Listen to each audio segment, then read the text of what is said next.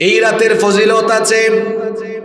আল্লাহর নবী বলেছেন, ইয়াত্তালিউল্লাহু ইলা খালকিহি ফি লাইলাতিন নিসফি মিন শাবান।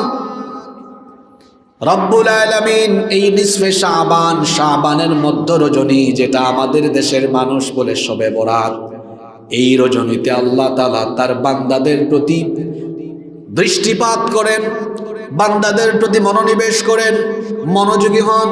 হয়ে তিনি কি করেন? ফায়াগফিরু লিজামিই খালকিহি ইল্লা লিমুশরিকিন আও মুশাহিন।